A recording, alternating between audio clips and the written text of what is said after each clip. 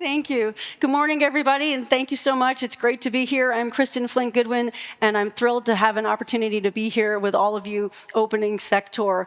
One of the things that I really cherish after 25 years in cybersecurity, having gotten my start as a baby lawyer in the 85th floor of Tower 1 of the World Trade Center, is that security is a community, and we're all here by choice and contributing to cybersecurity. So I'm thrilled to be with you all today. Let's see if we get started. The talk that we have today is about agentic AI and identity. And I really think that it is one of the most complex problems that we're not solving today. When we think about identity, one of the things that really strikes me is the fact that it's at the center of everything. When we think about the domains of privacy or security or risk management, identity, the essence of people, they sit at the core of who we are and how we connect and how we live online. They're the center of our user experience. And when I spent my time as the head lawyer at Microsoft for the Microsoft Security Response Center, I really felt the responsibility of making sure that we didn't melt the internet when we would have a major cybersecurity event, because we knew that behind every keyboard were people. They're humans, digital lives behind those digital identities that we're trying to protect. And as we created and evolved the Microsoft Threat Intelligence Center, the goal was always to protect identity, protect the people that are behind and subject to those attacks. And so as we think about identity, we think about all of the things that it enables, that user experience, the workforce capabilities that it grows, interoperability. Now we're going to think about a lot of automation in the next 45 minutes and in the next coming years. And we're going to think a lot about innovation, because all of the things that we're going to need for an effective experience and an evolving experience really start with identity at the center. So one of the things that I think we've all experienced and we all know is that identity has a lot of headwinds. We've been in security for so long that we know people hate MFA. They hate having to remember passwords. They hate having to remember controls. One of the statistics that I found really fascinating is that 33% of consumers do not enable MFA, but 58% of consumers prefer passwords over mobile authentication. So they prefer legacy, insecure methods over more secure methodologies. But almost 90% of people want free MFA. And so it's important to have that mindset in the background that over a third of users don't want to enable MFA, and over half prefer password only, because those people are the same ones that then come into our work environments, and we have to convince them to follow corporate policy and to adopt that same mindset. So it's that tension that we have to fight against and continue to bring these people along with us on this security journey, and that's part of our responsibility as cybersecurity leaders.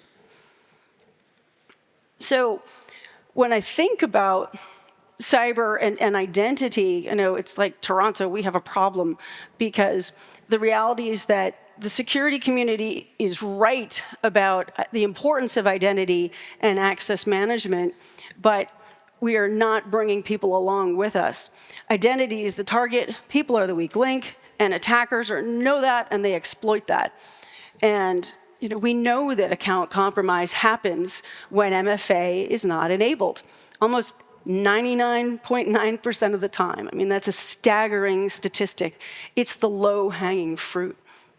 And when over 70% or 62% of small or mid-sized organizations don't have MFA enabled, that's leaving a lot of companies that are in the supply chain exposed, because multi-factor authentication just isn't there. That's a staggering thing to think about. Then let's look at 2024. It was the year of the mega breaches. We had 5 data breaches with over 100 million victims. 1.3 trillion data breach notices were issued in 2024. I mean, it's like an Oprah Winfrey moment, right? You get a notice, you get a notice, everybody gets a notice. And so that's not necessarily a state we want to be in.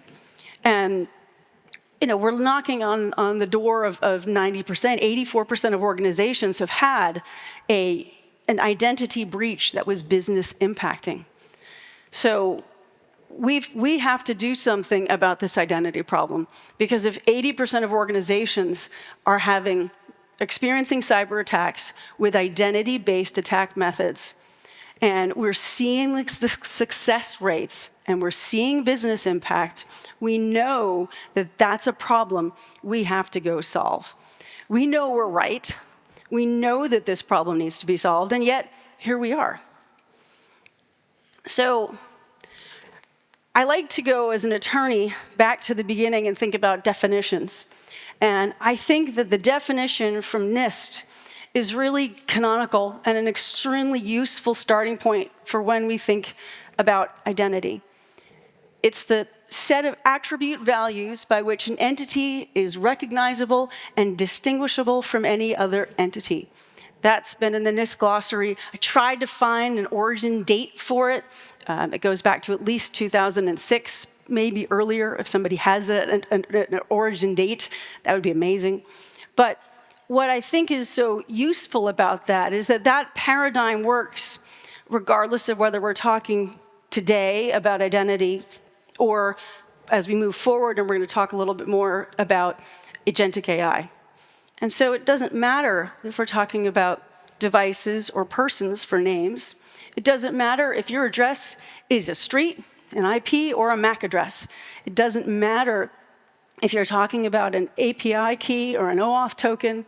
What matters is that you have distinct attributes, and that those distinct attributes, and particularly cryptographic keys, can make you unique and differentiated from the other people or devices or bots or services or logical tenants that are found in your network. And that is something that we are not doing enough of to a level of strength that is making our networks, our services, our people hard enough to make them resistant to attack. Every identity is unique, and we are going to have to improve how we are protecting those, because adversaries are certainly doing a good job of that. So I like to think about security. I've been in cybersecurity for about 25 years. I got my start at MCI WorldCom as their very first cyber lawyer. Did a brief stint doing national security response at Bell South, and then started at Microsoft in 2006. And so I've spent a lot of time doing cyber responses and attacks.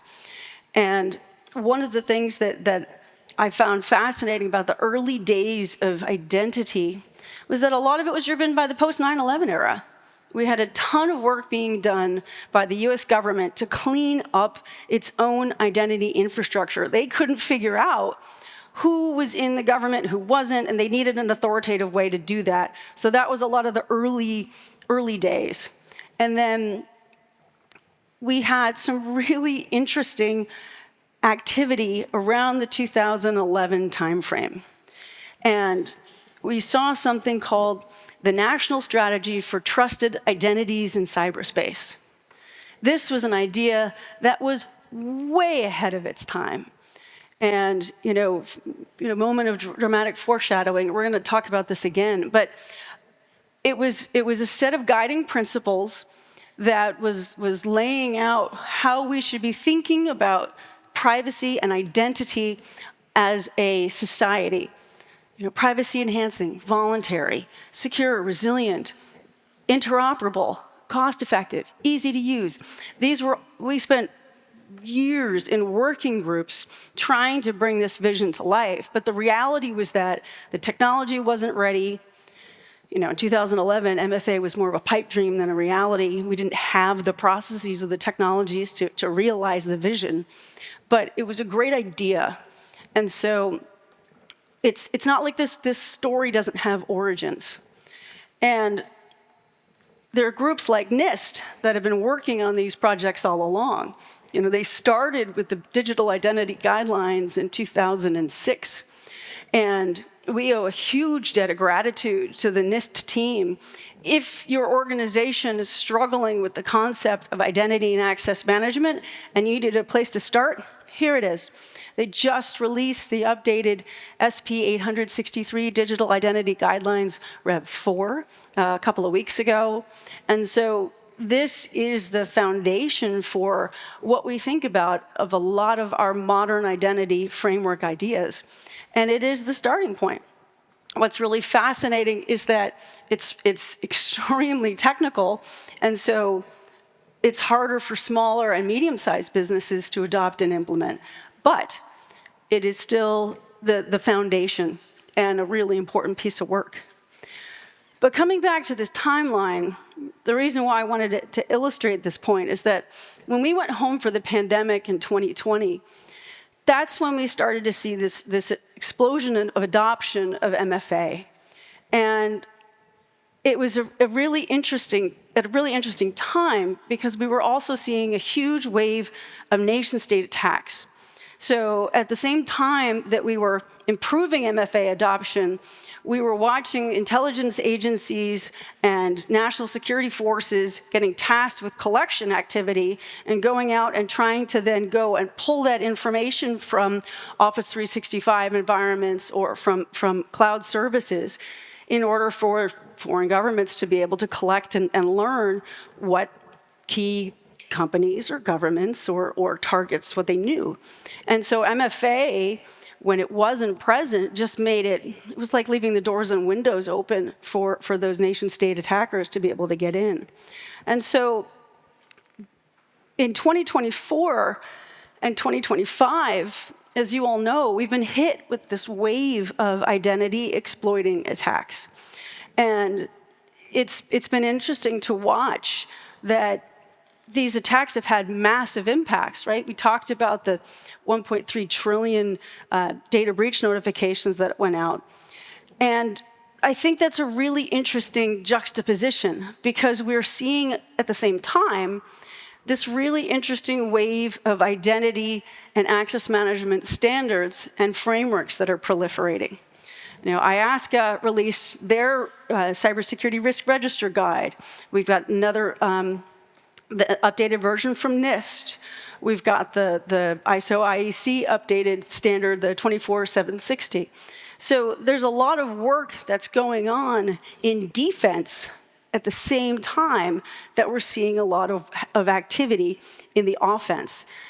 Nation states are going to continue to take advantage of the identity weaknesses. We saw it with Midnight Blizzard against Microsoft. We saw it against Okta. We saw it against the UK Ministry of Defense. And we're going to watch ransomware and extortion attacks continue. Scattered Spider hit over 100 companies.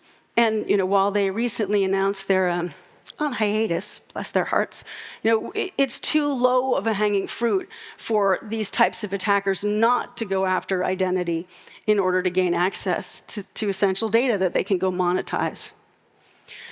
So let's think about a hypothetical company, because identity is growing exponentially. And it's important to think about what that means for all of us who are security responders and security personnel and professionals. It's estimated that every human has 10 to 25 IDs per person. And so if we have, just for the sake of math, and because I'm an attorney, I'm picking an easy number, so I picked 15 identities. So that would mean in a 1,000-person company, we've got 15,000 IDs. Now, an employee has 2 to 3 devices in that 1,000-person company, so that's another 2,500 if we split the difference. And there's going to be service accounts for those employees, on average 3 to 5, so we'll split that difference, that's 4,000. And third-party vendors, which on average are 5 to 15% of the total number of employees in a company. So that means that for that small company of about 1,000 people, that security team or that IT team has 21,500 identities per 1,000 employees to manage. And so when you start to think about the scope and the scale of what the security teams need to manage, it's really helpful to present up to executives the size and volume.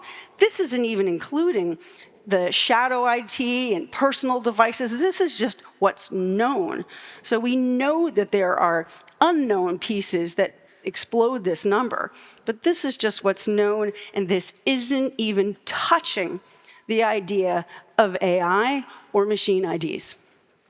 So when you start to then put the legal piece on top of identity, then it gets really interesting. 2024 and 2025 have been really aggressive in this space. And, way back when I first started practicing in the cybersecurity space, we had no laws. It was like roads. We have no roads. It was like Back to the Future. We could just make it up as we went along. We were creating the laws and creating the policies at the time. And we used a lot of the negligence standard.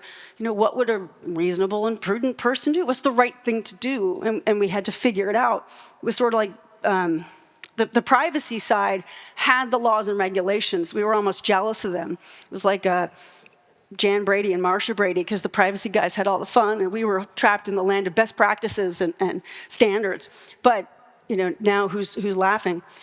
The New York Department of Financial Services, NYDFS, is I think the best example of where identity and access management regulation is going.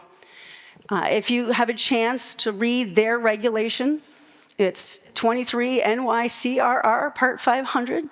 And if any of you have trouble sleeping, the access management section is 500.7.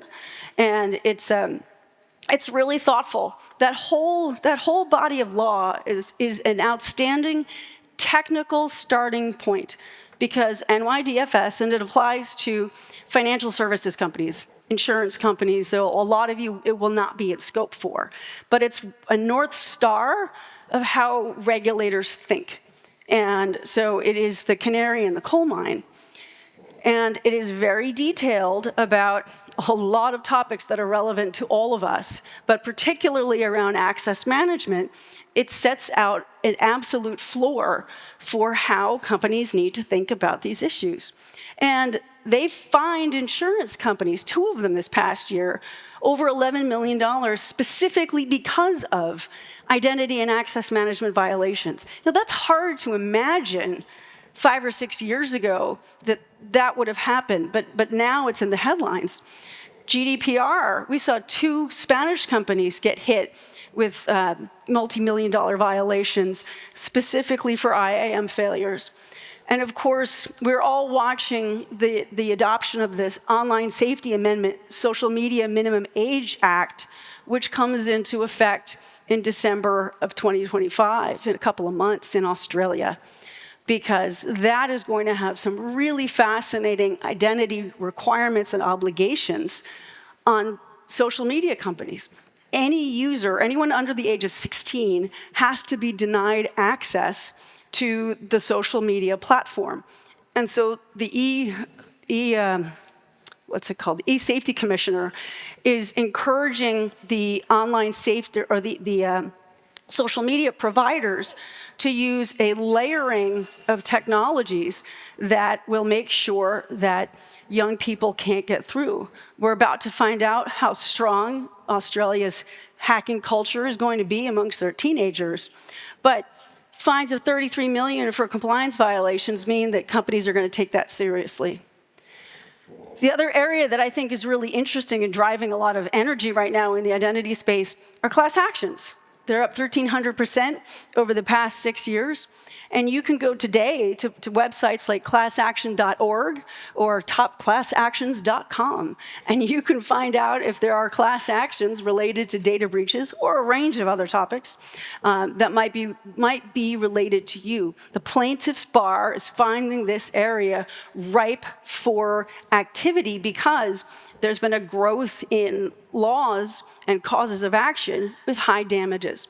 And with $155 million paid out in settlements over the 6-month window from August 2024 to February 2025, we're only going to see that continue. The other thing that's really coming on stronger in the legal space is obligations for boards. Whoopsies, I drove myself back. Sorry, is the obligations for boards and executives to have to be paying attention to the inclusion of identity and access management in corporate risk registries. What that means is that it's elevating these issues up to a higher level than we've ever seen before. And so I'm watching for the corporate derivatives lawsuits and the corporate litigation that comes when you start to see identity breaches going after boards for failure to protect identities. So, I've heard of some settlements in this space, but I think we're going to see a lot more activity here.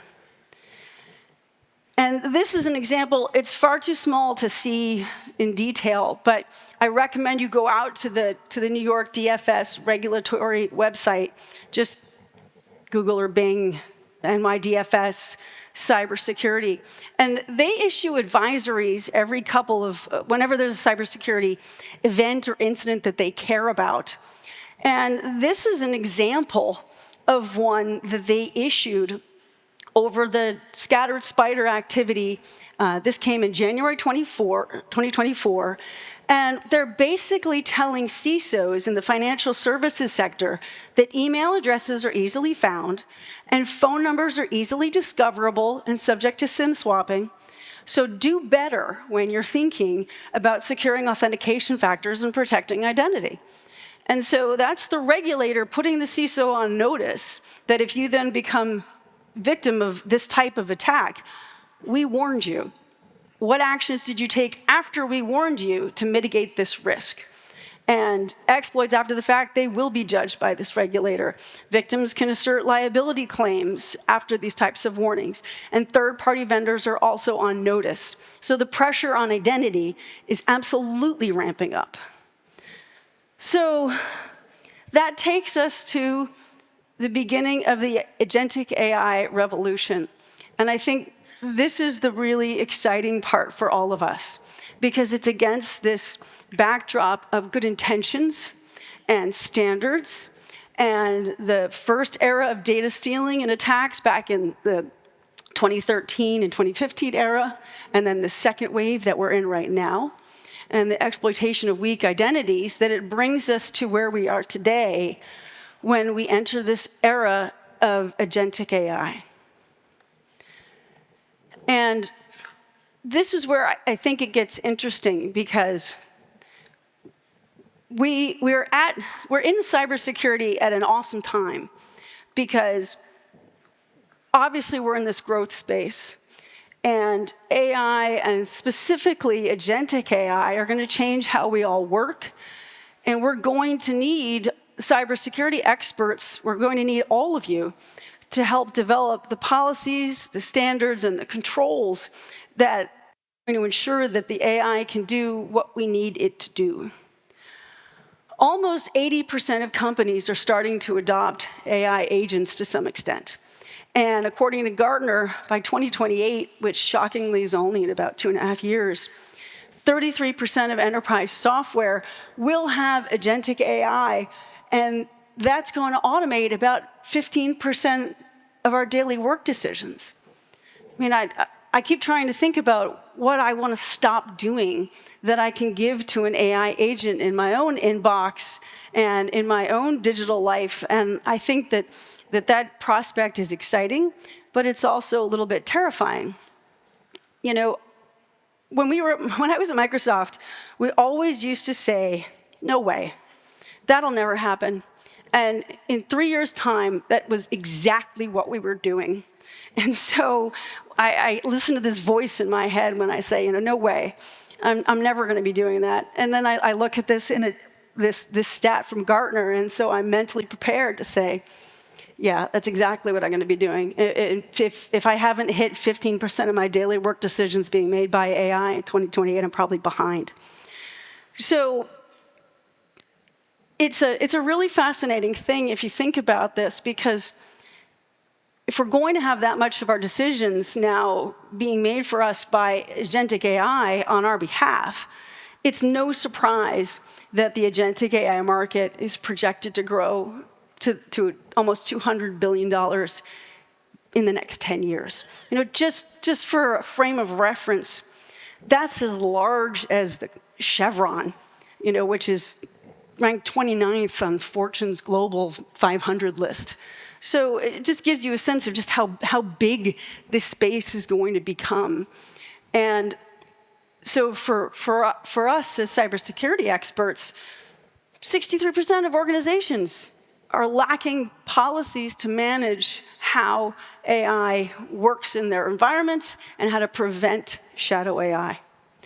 And that's going to be really important for us to bring that number down, because organizations that have already had an AI incident lacked proper controls, we're 3% off of 100%. So that's a really important goal for us, to bring that number down. And if we don't have AI policies in place in our companies for AI use, AI adoption, AI incorporation, and AI incident response, now's the time. So let's talk about agentic AI, because with all that growth and all that use, this is going to be the tail that wags the dog, in my opinion. I think agentic AI is more proactive than generative AI. It's going to pull information from multiple sources. It's going to be able to use sophisticated reasoning. It's going to be able to complete tasks. It can endure. It can be ephemeral. And I think that the concept of layering and having multi-agent ecosystems is going to be extremely complex for us to have to think about how are we going to manage. And as you think about the characteristics of AI and its capabilities, that is going to be extremely challenging for us as security experts to have to figure out how are we going to put frameworks and controls and security boundaries around these capabilities. And the reality is that this is exciting. We can't be negative about this. We have to be excited about the AI era. And there are going to be agents for everything. It's going to provide explosive growth and incredible capability. And, I think that once we start experimenting with AI, it's going to be like that expression, it was the thing that we never knew we needed, but then once you have it, you can't live without it. And so that's where I think we're going to be with AI. Now, in security, we're already ahead of the curve in adopting AI and agentic AI for us. And there's a lot of really interesting startups and companies that are thinking about identifying AI agents in your ecosystem, and then how to develop trust patterns and capabilities for identifying and organizing your AI agents. I think that's awesome. Agent management is going to be a huge headache for a lot of us in the years to come. And so that's a goal in the future, and I think a lot more technology and innovation is needed to make that work at scale. And so the goal here, as we have agents for everything, is to remember we are going to need an identity for each and every single agent that gets created at the corporate level, at the org level, and at the user level inside a company. That technology and that capability doesn't exist yet, and that's going to be our challenge. So as you think back to that NIST definition, the set of attribute values by which an identity is recognizable and distinguishable from any other entity, I really like the work that the Cloud Security Alliance has done with its identity framework for agentic AI. If you haven't taken a look at it, I highly recommend it. A lot of these attributes come from their recent work. I highly recommend checking that out. As you think about agent types, obviously, interactive, autonomous, multi-agent, those are obvious.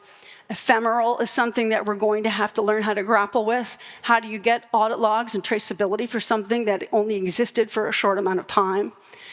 We understand what shadow IT is. We're going to have to deal with shadow AI, from that intentionally helpful but unfortunately policy-violating employee who's just trying to get something done and creating AI agents that may go against policy. You will have secret agents, which I love that term, but that will be the agents that get embedded in your environments and ecosystems that are from adversaries, nation states. We're going to push the boundaries first as they figure out the metes and bounds of agentic AI better and faster, and then you'll see criminals follow on. The Cloud Security Alliance introduces this concept of digital employees. I think this is a really fascinating one we're all going to have to wrestle with. What does that mean? What will the metes and bounds of somebody have? Will we have a digital employee that replicates us as individuals? This is my digital employee acting on my behalf. Or will we assign certain tasks to, like, the Bank of America agent that says, "Hi, I'm Erica, how can I help you?" We're going to define what those agentic digital employees are. They'll all need identities, every single one. And if there's an incident or a problem, all of us in the room, we're the ones that are going to have to go solve that. So the more we can get ahead of this problem, the better we'll be, and that means standards. So let's go back to this identity table that we talked about, 21,500 identities per employee. Now, when we think about what that means in the AI era, the early days estimate is 10 agents per employee. So now our security team, or our IT team, is looking at 151,000 identities in a 1,000-member company. That's extraordinarily large. So that means that the pressure and the resources that will be needed to manage that infrastructure is going to grow and grow and grow.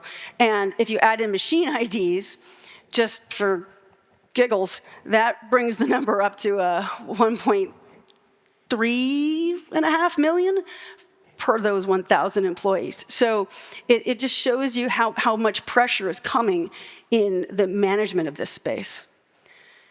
So identity is going to be everywhere. We've got to remember that keeping that human identity in the center as you create your taxonomy, agentic identity is going to sit in the middle, and the machine identity is going to sit on that outside. And attacks against agentic identity have to come, because it will be an attack vector to get you into both planes. Nation states are definitely going to go after that, and common attributes that will allow access to data and to trust boundaries that give privilege will be too attractive to nation-state actors to not pursue. So we also know that because attacks are accelerating, in this post-AI world, 3 days for high-value targets to be compromised. I think we just saw a report from Mandy at Google that was showing negative time to exploit. So it's only going faster. And AI-driven reconnaissance is finding vulnerable machines faster than ever. We're going to see AI agents being able to crawl networks. And think about right now when you have an actor that comes into a network environment and then installs code to go run an exe. Imagine what happens when you've got actors that are able to install agents and then go deploy additional functions or multi-agents. That's going to change how we think about security response. And so as we're thinking about the challenges of this space, it becomes a little bit daunting, and I get that. Our poor security team of 1,000 people is going to have to rely on automation. It's going to have to rely on partners. It's going to have to rely on some of the larger service providers to scale, because social engineering, identity spoofing, it's going to be huge. The digital insider threat now created by AI agents is going to be new. We're all struggling with insider threat. Now you've got a digital employee. What is the insider threat created by your digital agent? These are new things that we're going to have to go tabletop and threat model and work through to understand what is the risk caused by from agentic AI. What does identity spoofing look like? That's why I love the Cloud Security Alliance framework so much, because it is providing a methodology and a taxonomy to think about these problems. And of course, shadow AI is an absolute, really interesting problem. I do want to flag for a second, one of the things we all struggle with in cybersecurity, of course, is logs and access to logs and the log roll-off problem. How we think about logging for AI agents and the ability to retain logs for AI agents, the cost of that, that's not insignificant. Like, just the cost alone and starting to price that out and just keeping that in mind as you're developing these plans for your company. Like, you came in here, do you ever have a plan for getting out? Like the Princess Leia model of cybersecurity. Like, it's important for your companies to also be mindful of the cost of deploying AI includes the cost of securing it. So we've got options. That's the good story. The AI, the NIST AI risk management framework is 2 years old. That's terrific. We're seeing NIST doing a lot of work. There's an Agentic AI profile under development, so help is on the way. I've talked about the Cloud Security Alliance, Agentic AI, and Access Management Framework. There's a lot of really interesting open source Agentic AI frameworks that are out there, and OWASP has done some really terrific work as well. Take a look at those. Start to explore and experiment. Every organization is a different cultural fit, but I'd be really encouraging you to start to think about which ones will work best for your customers and your network environments. This is really the one that I think these guys crawled so we could run. It's extremely detailed, like 2 or 3 cups of caffeine detailed, but it's an outstanding starting place if you just want to go and get your head around the space and go learn about it. And I think, in particular, their work looking at zero trust for agentic AI, their work on cryptographic signing and decentralized identity management is really outstanding, because these are things that we haven't really conceptualized, and we don't have a mechanism today to be able to manage decentralized IDs for agentic AI. How do you know that an ID that comes into your ecosystem is to be trusted? You can see the exploits coming. You can anticipate the fraud and abuse. And so that's the thing that we as security experts have to get ahead of now. We're at this really interesting intersection because it's 2025. And in cybersecurity, we know that technology and change takes years. And so in 5 years' time, if the math is to be estimated to be correct, we're looking at the potential of quantum computing starting to emerge. We're all being told that Q-Day is coming. And so if you're thinking about your AI agents will need to have cryptographic signatures included in digital certificates. Are those digital certificates being signed with post-quantum encryption algorithms? Are they going to be cryptographically safe in 5 years' time? Or are you going to have to rip and replace a lot of those algorithms and update those agents to make sure that they can be secure? These are things that we in the security community can be thinking about today in order to protect against some of the threats that we know will happen tomorrow. One of the beautiful things about our community is that we're endlessly curious. And so we know that we have an opportunity to experiment and to think about how we can use quantum to our benefit. But we also understand the concept of a threat model. And we know that our adversaries are also curious. And so they're going to be thinking about how can they use quantum computing to gain access to information or abuse AI or agentic AI to their benefit. And so that is something that everybody in this room is going to have to start to think about as companies begin to plan for their deployments. So we've got some AI regulators that are paying attention to this space. The US has its action plan that was released in July. It's interesting. We're going to watch it start to roll out and take shape. I don't know that it's going to impact agentic AI in the nearest term. I think the most interesting thing that it did was it called for an evaluations ecosystem. And I think it has the potential to help set clearer baselines and taxonomies. The thing that really surprised me, I was doing some research on this topic a couple of months ago, was the fact that in 2025, US state legislatures introduced over 1,000 bills on AI topics. I mean, and they ran the gamut. It wasn't just about agentic AI, but it really shows just how much energy there is on this topic. And there are some states, particularly California, Colorado, Utah, and Texas, where there are regulations on the books today about algorithmic discrimination, the absence of human judgment, and transparency in consequential decisions, and the consumer deception risks, and manipulation of human behavior. And so those issues will start to show up in court cases. They're going to start to show up in charges against companies, enforcement actions. And so we're going to start seeing more effort, more regulatory energy in this space. The EU AI Act is now in force. The European regulators have long showed that they're willing to flex their regulatory muscle. So, we're waiting to see the first big cases being brought for enforcement in the AI Act. The FTC launched its Operation AI Comply and dropped 5 cases a week ago.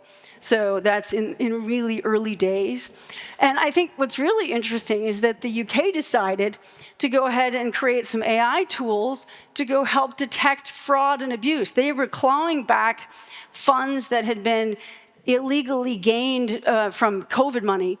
And so they're using AI to go uncover that, and now they're licensing the tool to the US and Australia to go and do the same. So it's interesting to watch how regulators are not only enforcing rules, but they're trying to figure out how to use AI to their benefit to help ensure that people are complying with the law. So we truly have AI regulators. So as we think about identity for our future, standards. I mean, the fact that we are going to have AI agents that can interact between networks, that can cross the boundaries of Windows to Linux. Finally, we can have peace in our time. That's exciting, and we're going to have to start to think about threat models for evolving threats and uses that go way beyond what we've thought about. We're absolutely going to need incident response plans that get modified to prepare for agentic AI incidents, including shadow AI. TLP whoops is a really hard way to live, and it's important to start to do this now so that your incident response teams can think about what are the artifacts they will need in times of stress, and get your lawyers ready, because if they haven't done this for a long time, they're not going to be ready to think these issues through too. Absolutely prepare for more regulation, and watch the venture cap space. I think it's fascinating to see what's happening in startups right now. Money is really coming in very interesting ways into agentic AI. I'm really energized by it, and so I think that's really cool. Some of these ideas, of course, fizzle out. Some of them hit. And so when you're here at the conference, spend some time on the outer rings, see who's thinking about this, because the companies that are on the outer rings today are going to be at the center in 5 years' time, helping all of us solve this problem. So I just think that's always what I like to do, to go figure out who's going to help me solve tomorrow's problem today. And remember your humans at the center, because they're always going to be the ones that are the reason we have all of this agentic AI to begin with. So I have an ask. Canada, from what I can find in my research, was the first country to have a national strategy for AI back in 2017. And I think Canada should be the first country to have a successful national strategy for identity. And one of the things that I've always valued about working with Canada and the government of Canada is the fact that Canada asks not only the hard questions, but the sincere ones in a practical way. Canada does an outstanding job engaging with the UK and Australia to start solving a problem.